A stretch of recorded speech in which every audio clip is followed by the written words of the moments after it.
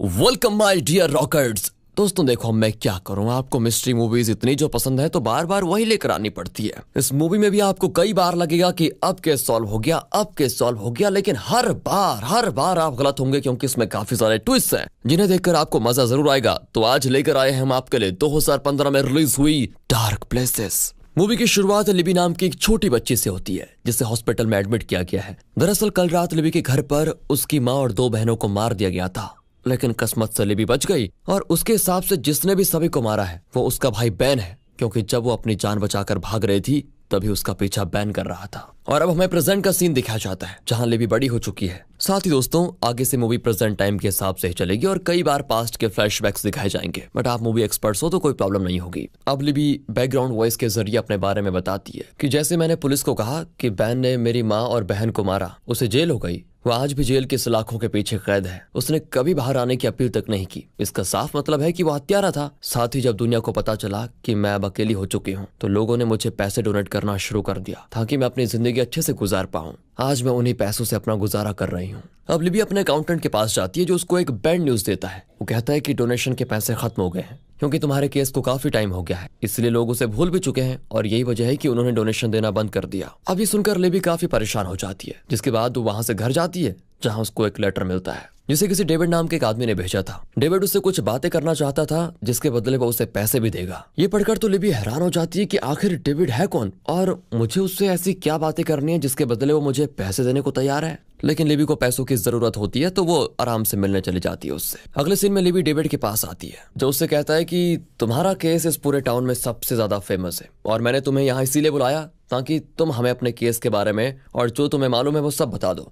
हमारा एक secret club है जिसमें रिटायर्ड डिटेक्टिव और ऐसे लोग शामिल हैं जिन्हें केस सॉल्व करना बहुत अच्छा लगता है। वो सभी तुम्हारे केस के बारे में सब जानते हैं और इसके बदले वो तुम्हें अच्छे पैसे भी देंगे। और फिर क्या था, लिबी तुरंत इसके लिए मान जाती है। जिसके बाद डेविड लिबी को अपने क्लब लेकर आता है जहां सारे लोग लिबी को बताते हैं हमने तुम्हारे केस के बारे में जितनी भी जानकारियां निकाली है उसके हिसाब से बैन असली किलर नहीं है। तुम उस टाइम छोटी थी तो हो सकता है कि बैन तुम्हें बचाने के लिए तुम्हारे पीछे भाग रहा हो, लेकिन तुम्हें यह लगा कि वो तुम्हें मारने आ रहा है इसीलिए तुमने उसे किलर समझ लिया। साथ ही पुलिस वालों को पता चला कि बैन किसी सैतानिक रिचुअल वाले ग्रुप का हिस्सा है, इसीलिए पुलिस वालों ने यह अंदाजा लगाया कि बैन ने बलि देने के लिए अपनी माँ और बहन को मारा है। पर अब तुम ये बताओ कि क्रेजी के बारे में जब तुम्हारी माँ को पता चला तब उनका रिएक्शन क्या था। पर लिबी उनसे कहती है कि मैं किसी क्रेजी को नहीं जानती। दरअसल बैन के ऊपर यह आरोप लगा हुआ था कि उसने क्रेजी के साथ जबरदस्ती करने की कोशिश की थी और इसी वजह से पुलिस उसके पीछे पड़ गई, लेकिन जब तक वो उसको पकड़ते तब तक उसने अपनी माँ और 2 बहनों को ही मार डाला। लेकिन लिबी कुछ नहीं कहती और सिर्फ ये कहती है कि आप लोगों को जो कहना था आपने कह दिया है, लेकिन मैं इतना जरूर जानती हूँ कि मेरी माँ और बहन को मेरे भाई नहीं मारा है और ये चीज कभी नहीं बदल सकती। इतना कहकर वो गुस्से में चली जाती है।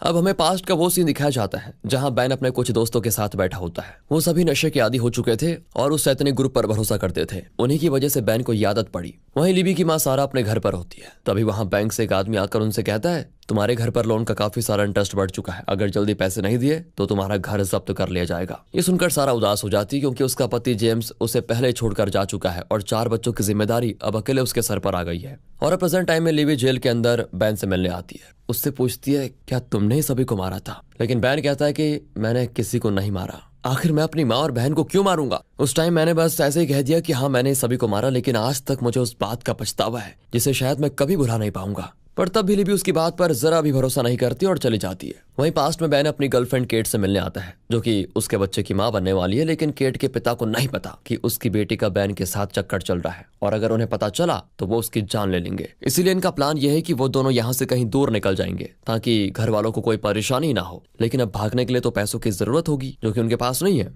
तब केट का भाई बैन से कहता है कि मैंने तुम्हारे पिता जेम्स को कुछ दिनों पहले काफी सारी नशीली चीजों के साथ देखा था, वो शायद उसे बेचने का बिजनेस करते हैं, इसीलिए तुम्हें उनसे पैसे मांगने चाहिए। लेकिन बैन नहीं मानता क्योंकि उसे पता है कि उसके पिता घर आकर उसकी माँ के जो जमा किए हुए पैसे हैं उसे छीन कर चला जाता है, तो उसके पास पैसे कहाँ से आएंगे। दूसरी ओर सारा को पुलिस स्टेशन ले जाया जाता है जहाँ उसे ऑफिसर बताता है कि बैन ने क्रेजी के साथ जबरदस्ती करने की कोशिश की है और वो किसी सैतानिक ग्रुप का हिस्सा भी है, शायद जिसमें लोगों की बलि वगैरह दी जाती है वो ग्रुप। इसीलिए अगर वो आपसे मिलने की कोशिश करे तो तुरंत हमें इन्फॉर्म कर देना, वरना हम तो उसको ढूंढ ही लेंगे। वैसे भी ये सुनकर सारा को काफी बुरा लगता है कि वो एक अच्छी माँ साबित नहीं हो पाई और ना ही वो अपने बच्चों की अच्छी परवरिश कर पाई, जैसे बैन तो बिगड़ ही गया। वहीं प्रेजेंट टाइम में लिबी क्रेजी से मिलने जाती है जो कि अब सर्विस गर्ल बन चुकी है। वो उससे बैन के बारे में पूछती है, क्या सच में उसने तुम्हारे साथ जबरदस्ती की थी? लेकिन क्रेजी उसे ठीक तरह से नहीं कुछ बताती। तब लिबी उसे पैसों का लालच देने की कोशिश करती है कि अगर तुमने मुझे सब कुछ बता दिया तो मैं तुम्हें अच्छे पैसे दूंगी, इसीलिए जब भी मन बदले मुझसे मिलने आ जाना। इतना कहकर वो चली जाती है। और फिर जब वो अपने पिता से मिलने जाती है, जो कि अब होमलेस हो चुका है, तो वो उससे उस रात के बारे में सब जानने की कोशिश करती है। लेकिन जेम्स को भी इसके बारे में ठीक से कुछ पता नहीं होता। वो सिर्फ इतना बताता है कि उस रात में तुम्हारी माँ से पैसे मांगने आया था,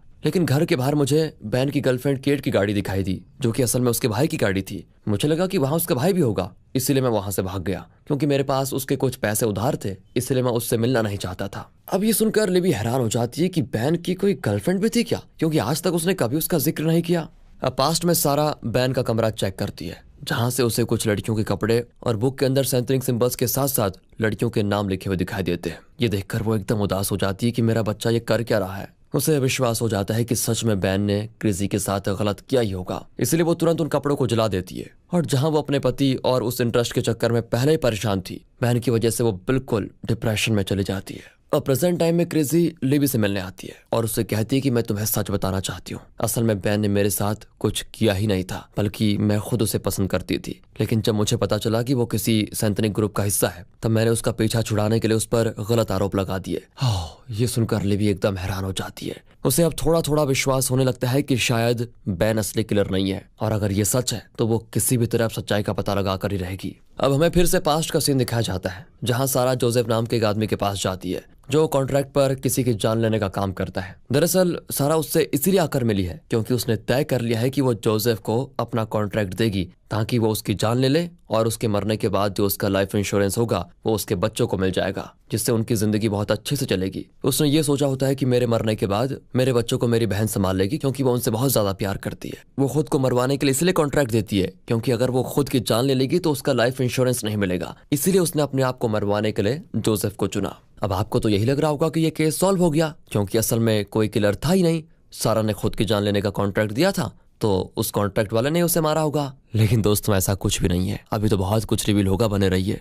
अगले सीन में हमें प्रेजेंट का समय दिखाया जाता है, जहां लिबी केट के भाई से मिलने आती है ताकि पता लगा सके कि आखिर केट है कहाँ। लेकिन उसके भाई को भी पता नहीं होता कि केट कहाँ है। वो तो उसी रात को लापता हो गई थी जब बैन ने सभी को मारा था। लेकिन उसका भाई लिबी को केट का पेट नेम बताता है, और फिर उस पेट नेम के बारे में नेट पर जानकारी निकालने पर लिबी और डेविड को पता चल जाता है कि केट अभी कहाँ रहती है। इसलिए लिबी तुरंत उससे मिलने जाती है, जिसे देखकर तो केट हैरान रह जाती है। केट उसे अपनी बेटी से भी मिलवाती है, जो कि उसकी और बैन की बेटी है। अब ये देखकर भी लिबी हैरान हो जाती है कि ये कब हुआ। और फिर से हमें पास्ट का सीन दिखाया जाता है, जहां बैन केट को लेकर अपने घर आता है, और यहाँ बैन चुपके से कुछ पैसे चुराने आया था ताकि उसकी मदद से वो केट के साथ भाग पाए। वो यहाँ आकर सबसे पहले लड़कियों के कपड़े ढूंढने लगता है, जिसे उसने अपनी बेटी के लिए खरीदा था, क्योंकि उसे लग रहा था कि उसकी बेटी होगी। इसलिए उसने कई सारे नाम भी अपनी बुक में लिखे हुए थे, जिसको देखकर उस समय सारा को गलतफहमी हुई। उसने ये सोचा कि ये सारे कपड़े इन्हीं लड़कियों के हैं जिनके नाम लिखे हुए हैं, और इन्हीं लड़कियों की बैन अब बलि देने वाला है। सारा को गलतफहमी हो गई थी।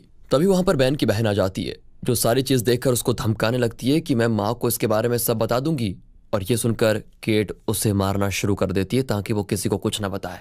यहाँ प्रेजेंट में लिबी को डेविड फोन करके कहता है कि मुझे जोसेफ के बारे में पता चला है, उसे तुम्हारी माँ ने खुद को मारने का कॉन्ट्रैक्ट दिया था। ये सुनकर तो लिबी हैरान ही रह जाती है। साथ ही उसे केट के बाथरूम में उसकी माँ का लॉकेट भी दिखाई देता है, पर वो कुछ सोच समझ पाती केट और उसकी बेटी लिबी पर हमला करके उसे बेहोश कर देते हैं। तो वहीं पास्ट में घर पर जोसेफ आता है, जो सारा पर चाकू से हमला करके उसकी जान तो ले लेता है, पर उसे ऐसा करते हुए बैन की एक बहन देख लेती है। इसीलिए जोसेफ उसकी भी जान ले लेता है ताकि उसकी सच्चाई किसी के सामने ना आए, जिसके बाद जोसेफ वहां से भाग निकलता है। वहीं केट बैन की दूसरी बहन का गला दबाकर उसे मार डालती है, जिसने उसे और बैन को चोरी करते हुए देख लिया था।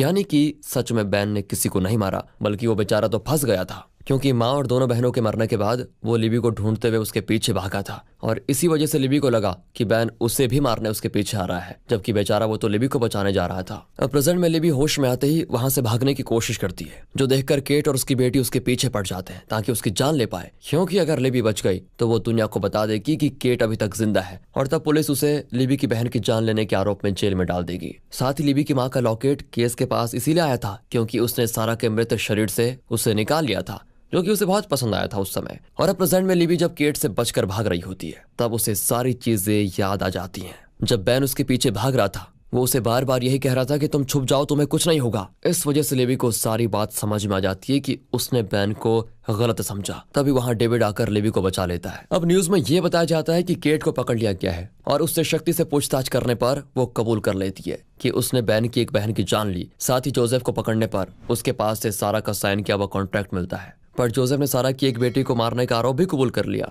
जिससे ये साबित हो चुका है कि बैन असली में निर्दोष है, इसलिए कल के दिन उसको रिहा कर दिया जाएगा। अब लिबी बैन के पास आती है। बैन कहता है कि देखो, मुझे पता था तुम केट को ढूंढ लोगी। तुम मुझसे पूछ रही थी ना कि आखिर मैं बाहर निकलने की अपील क्यों नहीं कर रहा, क्योंकि मैं नहीं चाहता था कि केट पकड़ी जाए, इसीलिए, क्योंकि इससे मेरे बच्चों को नुकसान होगा और अपने बच्चे को बचाने के लिए ही मैंने सारा आरोप खुद पर ले लिया। अब लिबी कहती है कि अपने बच्चे को बचाने के लिए तुमने अपनी बहन के हत्यारे को आजाद घूमने दिया। माना हमारा खून का रिश्ता है, लेकिन आज से हमारे रास्ते अब अलग हो गए भाई। न मैं तुम्हें जानती हूँ और न ही तुम मुझे जानते हो। इतना कहकर दोनों की आंखें नम हो जाती है। और मूवी के आखिरी सीन में पुरानी यादें ताजा करने के बाद लिवी अपने पुराने घर आती है, जहाँ कोई दूसरा परिवार रहता है। फिर लिवी अपनी जिंदगी के नए सफर पर निकलती है ताकि सारी चीजों को भुलाकर नई शुरुआत कर पाए। और इसी मिक्स फीलिंग के साथ दोस्तों ये मूवी यहाँ पर खत्म होती है। आज मैंने एक्सप्लेनेशन का पेस थोड़ा स्लो रखा, जुकाम लगा, इसीलिए। मिलते हैं अगली वीडियो में, तब तक के लिए गुड बाय, ख्याल रखिए अपना, and finally thanks for watching.